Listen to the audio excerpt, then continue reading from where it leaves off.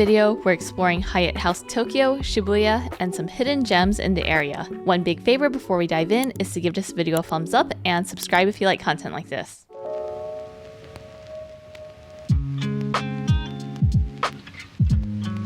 Welcome to the deluxe room at the Hyatt House Shibuya.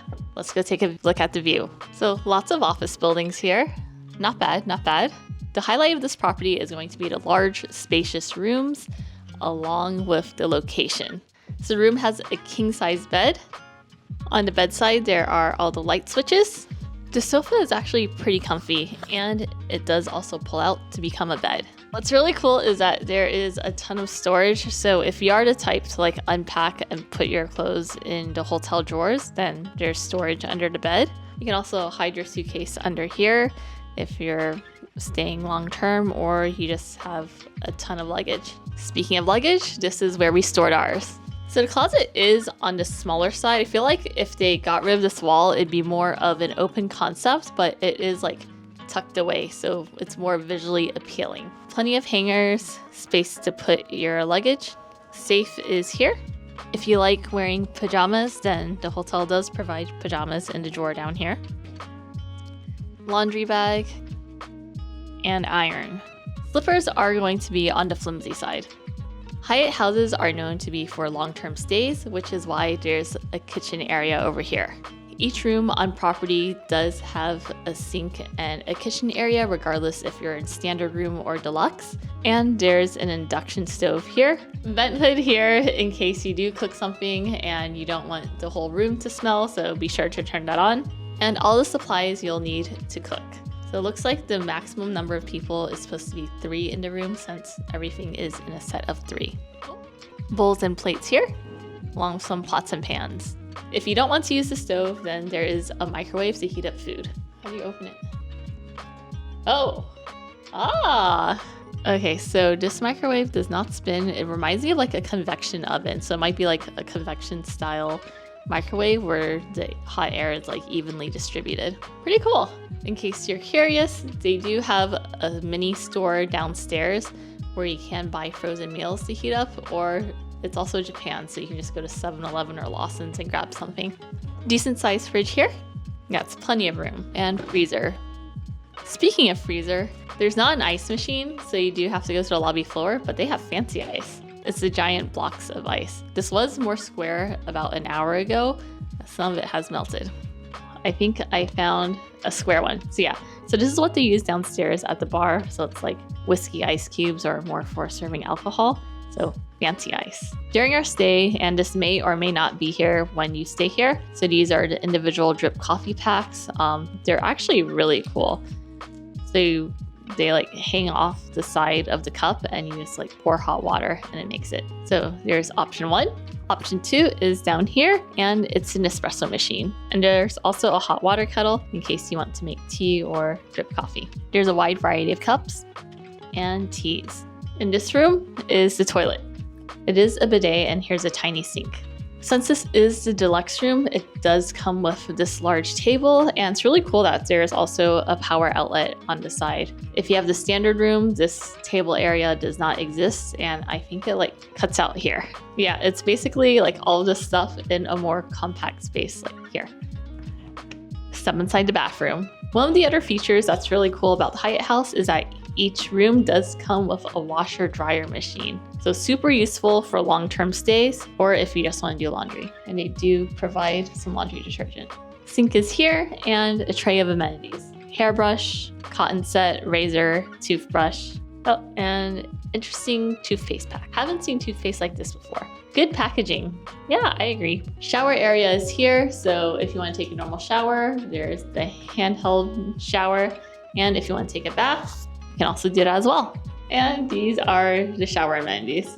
We booked this stay using World of Hyatt points, and based on our experience traveling around Tokyo, I would say this is definitely the best value for what you get with number of points. The property opened at the end of February 2024, and there's only 124 rooms, so finding availability might be a little difficult, but if you do find it, definitely recommend snatching it while you can. If you want to learn more about credit cards that offer flexible points that transfer to Hyatt, then I'll leave a link down in the description box below.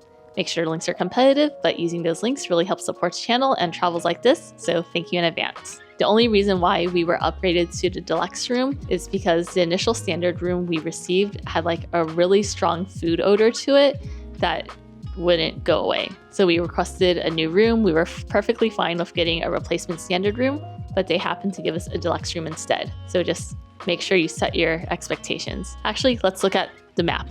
So originally we had this room, 912, and as you can see, there's very limited number of larger rooms. We're currently in 914. I guess there's a decent size of larger rooms, but if you're booking with points, you're more likely to get a standard size room.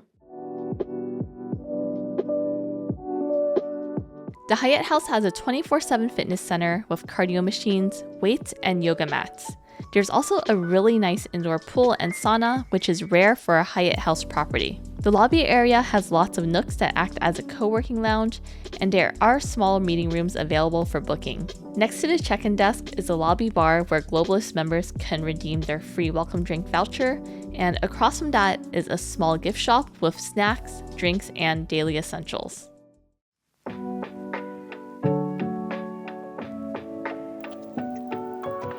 The property is located about 5 to 10 minutes away from the main Shibuya crossing station. If you're looking to go to the station, then just go to the 3rd floor and take the above ground bridges in order to get there. It's actually a really nice scenic walk, and I don't mind it at all. If you are staying long term or you're looking for some groceries, just go down the stairs and you'll find a grocery store. Super convenient location in terms of shopping and also getting to the main station. This is Tokyo Store, which is a grocery store, so wide range of coffees and also fresh foods. Breads here, meat, fridge and frozen aisles. So basically everything you need to make a hot, delicious meal in your room. The grocery store is a small part of this giant mall. So on the 4th and 5th floors, you'll find a lot more food options, so restaurants, even a bookstore, and the wellness center as well. The famous Shibuya Scramble Crossing is one of the busiest pedestrian crossings in the world, and it's just a 5 to 10 minute walk from the hotel.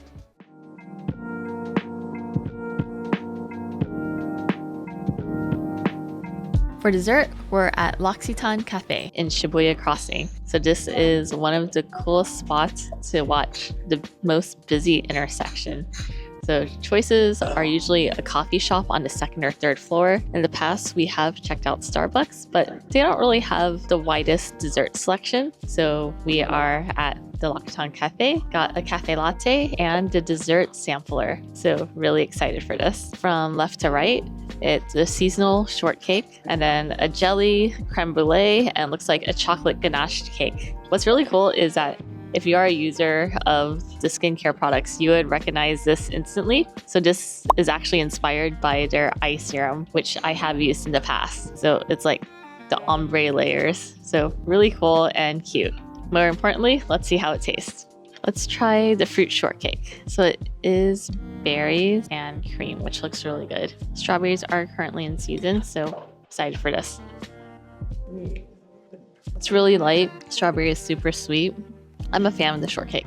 Let's dive into the jelly. This is a lavender flavored jelly, so if you're a fan of lavender, you'll probably like this one. It's pretty light overall though. Lavender and then citrus for the orange and yellow. Creme brulee. That's really good. Nice custardy, not too sweet. And finally, the chocolate cake. Really rich and dense. I actually like the creme brulee the most out of all 4. Well, I'm going to finish eating here and see you in a bit. Shibuya has a ton of dining options ranging from ramen, sushi, yakitori, and Japanese barbecue.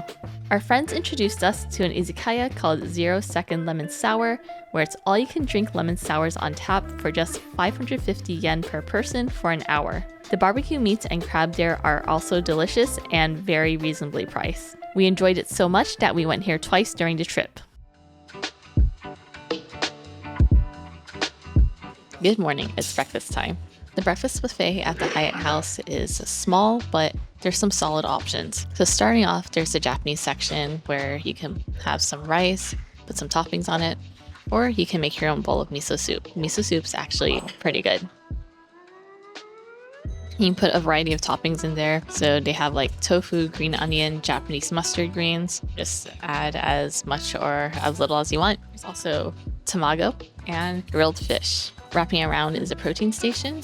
So there's some sausage, fried egg, bacon, chicken nuggets, and french fries. In the middle is salad, and then there's fruit, and then the large pastry section. And off to the side is the drink station. There's coffee, juices, and milk. It's a small breakfast offering, but I think it's packed with a lot of goodies. This is also interesting. So I haven't seen cheese like this before. Apparently this is smoked cheese. Kind of looks like it's in a candy wrapper. And this is plain cheese. I'm gonna try these out.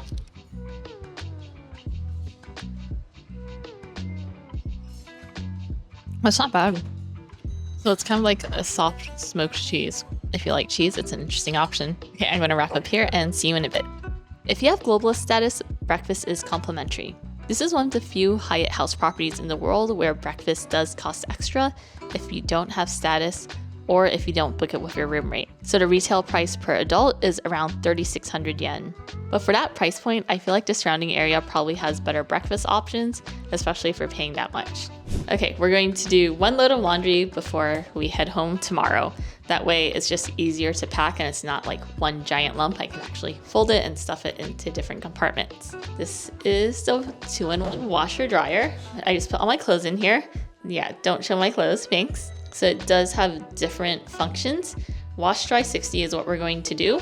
They also have your usual functions on there. What's nice is they do provide 1 pack of washing detergent. So I'm going to pour the washing liquid here. I'm pretty sure you can request more if you need it. Set to wash dry. Let's see, so 1 hour spin. All right, so we're going to do start. See you in an hour, close.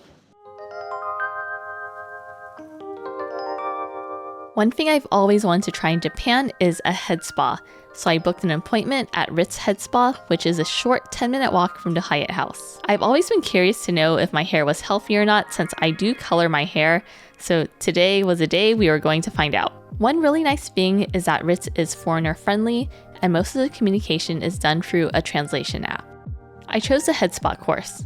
The appointment starts with a scalp consultation where they do a microscopic scalp diagnosis and you can see all the oil buildup in your hair.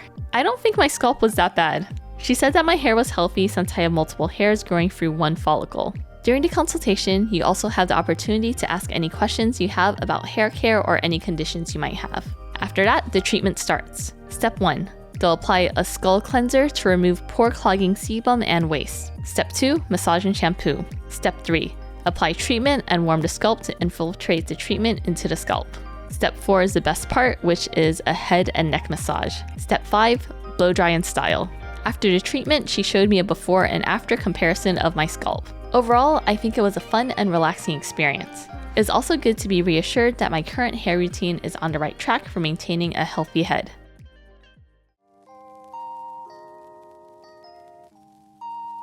It's dinner time, and since this restaurant doesn't have a cover charge, it is strongly recommended that each person get a drink, and we ordered a pineapple sour. So this is the fresh pineapple, and this is the sour.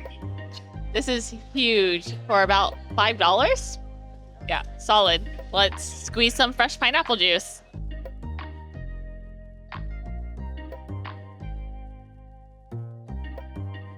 That is so good. Okay, yeah, fresh pineapple juice in here makes all the difference. We've had lemon sours throughout the trip, but this hits different.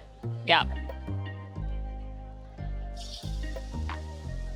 The first item is Monja Dinner.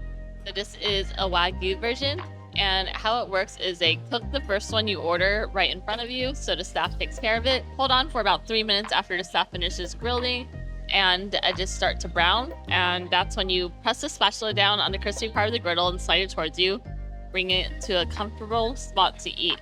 How you eat it, start by pressing the spatula firmly on the area on the edge towards the center of the griddle, and then if it sticks to the spatula, you did it just right. Just bring it to your mouth and enjoy, but be careful not to burn yourself. This is a little spatula. It's super cute. And the edges are burnt. Scoop it and eat it. That is so good. Yeah, definitely recommend trying one of these. Next up, we have okonomiyaki. Ingredients here are layered rather than mixed. It includes a layer of yakisoba noodles and a fried egg on top. This is a savory Japanese pancake made with a batter of flour, eggs, shredded cabbage, and a variety of other ingredients. Okonomi literally means what you like or as you like it, and yaki means grilled or cooked. If I had to choose between the monjayaki and okonomiyaki, I choose the first one because it's the restaurant's signature dish and harder to find in the US. Final dish we ordered is a teppan-style wagyu sukiyaki. Take a piece of wagyu, cook it on the stove, and then the sukiyaki part is the egg. So basically break the egg yolk, stir it real good, and then you take one slice of beef, dip it into the egg yolk, and then you eat it. Egg yolk makes the beef nice and silky, although it's not the best cut. So this cut in particular, I think it might be sirloin because it's not melt in your mouth, but the egg does help.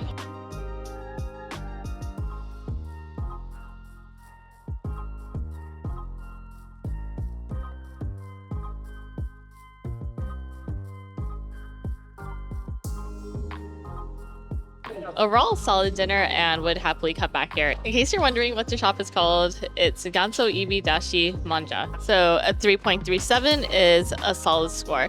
That's about the equivalent of maybe a 4 on Yelp. Overall, Hyatt House would be my top pick for hotel options in Shibuya, especially if you can book it using World of Hyatt points. If you want to learn more about cards that earn flexible points that transfer to Hyatt, I'll leave a link down in the description box below. Make sure the offers are competitive, but using the links helps support the channel, so thank you in advance. The Hyatt House is in a super convenient location, and I would probably stay here mid-trip so I can do laundry. Shibuya is also the place to be for shopping, entertainment, and food. The area can be chaotic, but the hotel is a nice escape from all of the chaos. If you made it this far in the video, leave a Shiba Inu emoji down in the comments below and I'll try to heart and respond. My question to you is, what are your thoughts on the Hyatt House? Would you stay here? And which part of Tokyo is your favorite? Let me and everyone else know down in the comments below. See you in the next one.